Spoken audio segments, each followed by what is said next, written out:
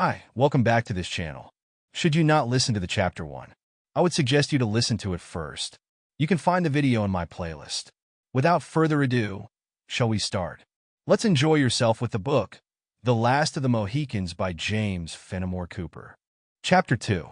While one of the lovely beings we have so cursorily presented to the reader was thus lost in thought, the other quickly recovered from the alarm which induced the exclamation, and laughing at her own weakness, she inquired of the youth who rode by her side, "Are such specters frequent in the woods, Hayward, or is this sight an especial entertainment ordered on our behalf? If the latter, gratitude must close our mouths. But if the former, both Cora and I shall have need to draw largely on that stock of hereditary courage which we boast, even before we are made to encounter the redoubtable Montcalm. Yon Indian is a runner of the army, and after the fashion of his people, he may be accounted a hero," returned the officer.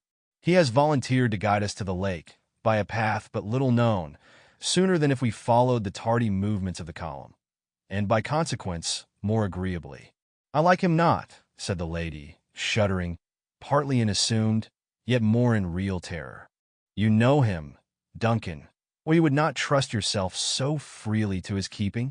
Say, rather, Alice, that I would not trust you. I do know him, or he would not have my confidence, and least of all at this moment. He is said to be a Canadian, too, and yet he served with our friends the Mohawks, who, as you know, are one of the 6 allied nations. He was brought among us, as I have heard, by some strange accident in which your father was interested, and in which the savage was rigidly dealt by. But I forget the idle tale. It is enough that he is now our friend." "If he has been my father's enemy, I like him still less," exclaimed the now really anxious girl. "Will you not speak to him, Major Hayward, that I may hear his tones? Foolish though it may be, you have often heard me avow my faith in the tones of the human voice.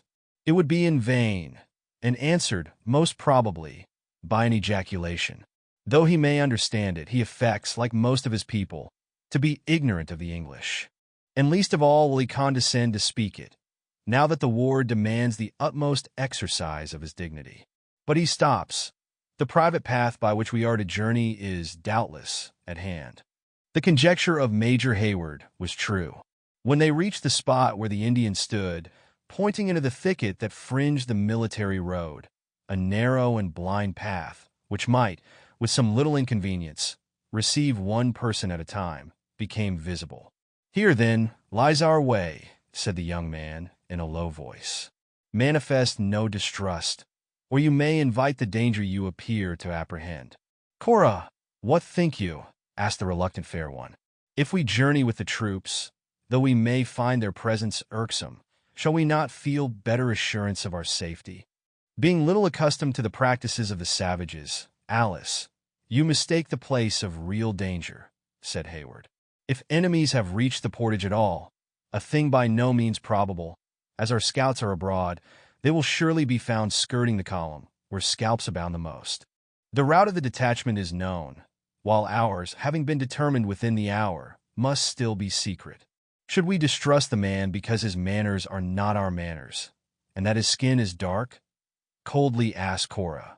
Alice hesitated no longer, but giving her Narragansett a smart cut of the whip, she was the first to dash aside the slight branches of the bushes, and to follow the runner along the dark and tangled pathway.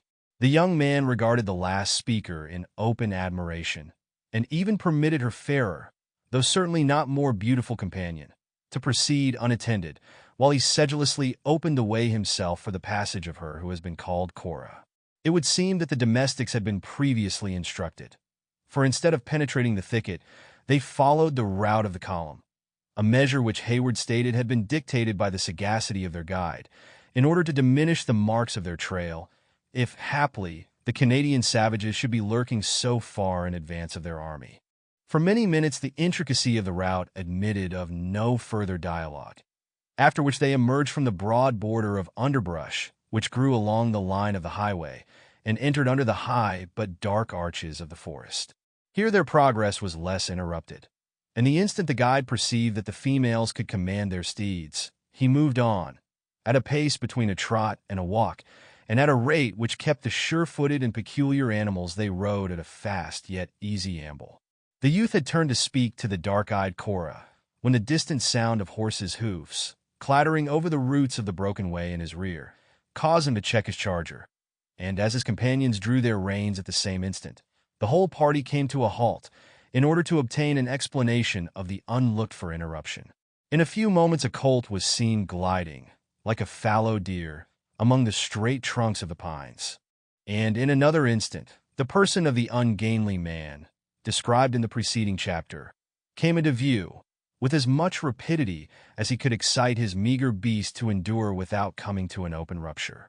Until now, this personage had escaped the observation of the travelers. If he possessed the power to arrest any wandering eye when exhibiting the glories of his altitude on foot, his equestrian graces were still more likely to attract attention.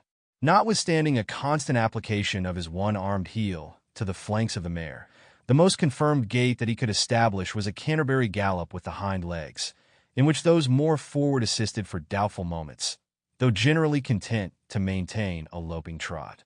Perhaps the rapidity of the changes from one of these paces to the other created an optical illusion, which might thus magnify the powers of the beast. For it is certain that Hayward, who possessed a true eye for the merits of a horse, was unable, with his utmost ingenuity, to decide by what sort of movement his pursuer worked his sinuous way on his footsteps with such persevering hardihood. The industry and movements of the rider were not less remarkable than those of the ridden. At each change in the evolutions of the latter, the former raised his tall person in the stirrups, producing, in this manner, by the undue elongation of his legs, such sudden growths and diminishings of the stature as baffled every conjecture that might be made as to his dimensions. If to this be added the fact that, in consequence of the ex-part application of the spur, one side of the mare appeared to journey faster than the other, and that the aggrieved flank was resolutely indicated by unremitted flourishes of a bushy tail, we finish the picture of both horse and man. The frown which had gathered around the handsome, open, and manly brow of Hayward gradually relaxed, and his lips curled into a slight smile as he regarded the stranger. Alice made no very powerful effort to control her merriment, and even the dark, thoughtful eye of Cora lighted with a humor that it would seem, the habit, rather than the nature, of its mistress repressed. "Seek you any here?" demanded Hayward, when the other had arrived sufficiently nigh to abate his speed. "I trust you are no messenger of evil tidings?"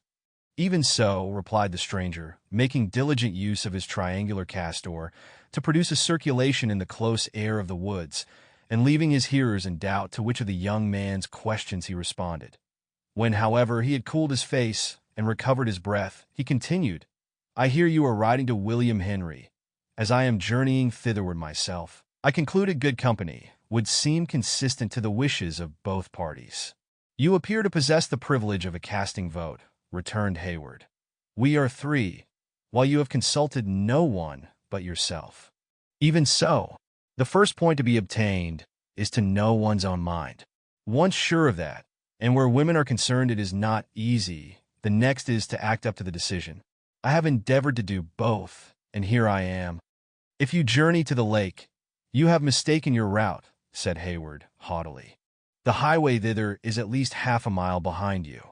"Even so," returned the stranger, nothing daunted by this cold reception, "I have tarried at Edward a week, and I should be dumb not to have inquired the road I was to journey, and if dumb there would be an end to my calling." After simpering in a small way, like one whose modesty prohibited a more open expression of his admiration of a witticism that was perfectly unintelligible to his hearers, he continued, "It is not prudent for any one of my profession to be too familiar with those he has to instruct, for which reason I follow not the line of the army. Besides which, I conclude that a gentleman of your character has the best judgment in matters of wayfaring. I have, therefore, decided to join company, in order that the ride may be made agreeable, and partake of social communion." "A most arbitrary, if not a hasty decision," exclaimed Hayward, undecided whether to give vent to his growing anger or to laugh in the other's face. "But you speak of instruction, and of a profession. Are you an adjunct to the provincial corps, as a master of the noble science of defense and offense? Or perhaps you are one who draws lines and angles, under the pretense of expounding the mathematics?" The stranger regarded his interrogator a moment in wonder, and then, losing every mark of self-satisfaction in an expression of solemn humility, he answered, "Of offense, I hope there is none to either party. Of defense, I make none, by God's good mercy, having committed no palpable sin since last entreating his pardoning grace. I understand not your illusions about lines and angles, and I leave expounding to those who have been called and set apart for that holy office.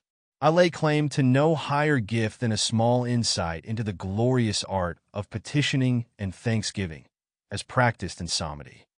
"The man is most manifestly a disciple of Apollo," cried the amused Alice, "and I take him under my own especial protection. Nay, throw aside that frown, Hayward, and in pity to my longing ears, suffer him to journey in our train. Besides," she added, in a low and hurried voice, casting a glance at the distant Cora, who slowly followed the footsteps of their silent but sullen guide, "it may be a friend added to our strength in time of need.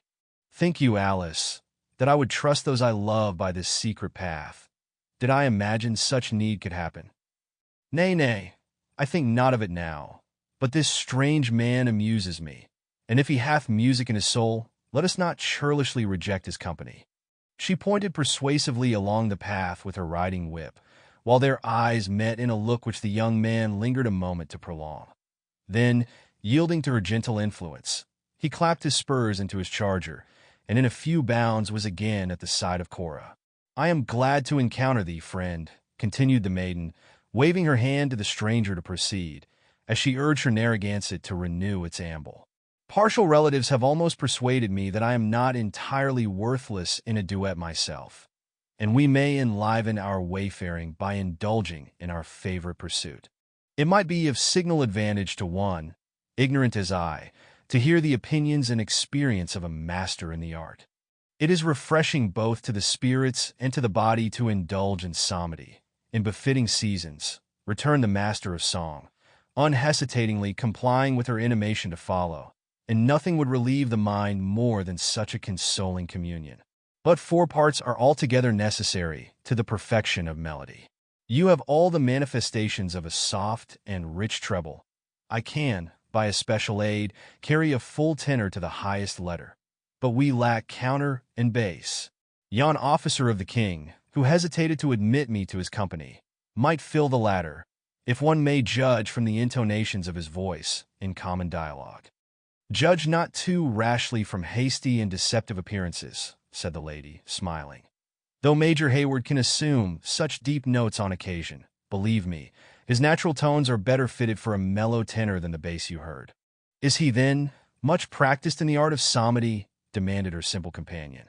Alice felt disposed to laugh, though she succeeded in suppressing her merriment, ere she answered, "I apprehend that he is rather addicted to profane song. The chances of a soldier's life are but little fitted for the encouragement of more sober inclinations. Man's voice is given to him, like his other talents, to be used and not to be abused.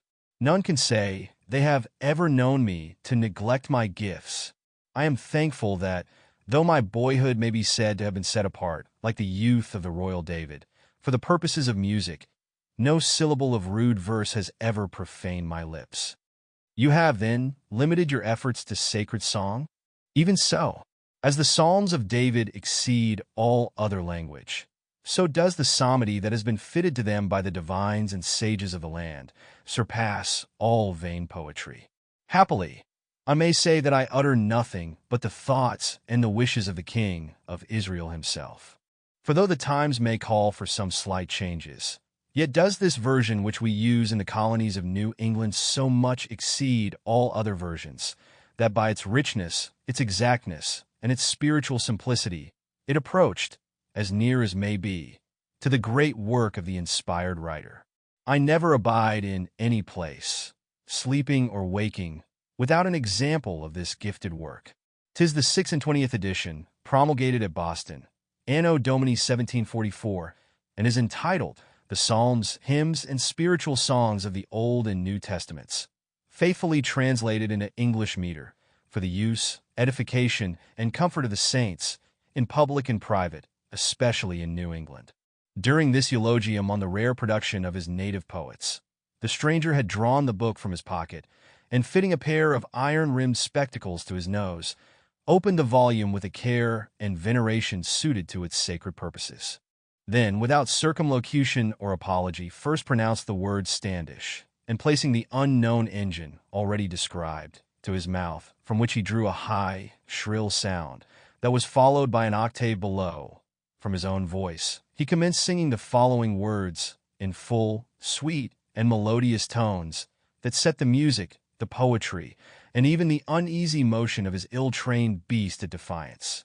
How good it is, O sea, and how it pleaseth well, together e'en in unity for brethren so to dwell. It's like the choice ointment, from the head to the beard did go, down Aaron's head, that downward when his garments skirts unto.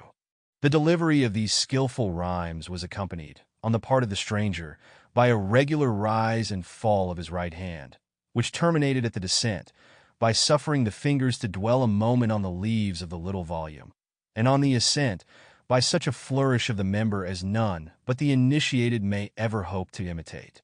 It would seem long practice had rendered this manual accompaniment necessary, for it did not cease until the preposition which the poet had selected for the close of his verse had been duly delivered like a word of 2 syllables. Such an innovation on the silence and retirement of the forest could not fail to enlist the ears of those who journeyed at so short a distance in advance. The Indian muttered a few words in broken English to Hayward, who, in his turn, spoke to the stranger, at once interrupting and for the time closing his musical efforts. Though we are not in danger, common prudence would teach us to journey through this wilderness in as quiet a manner as possible.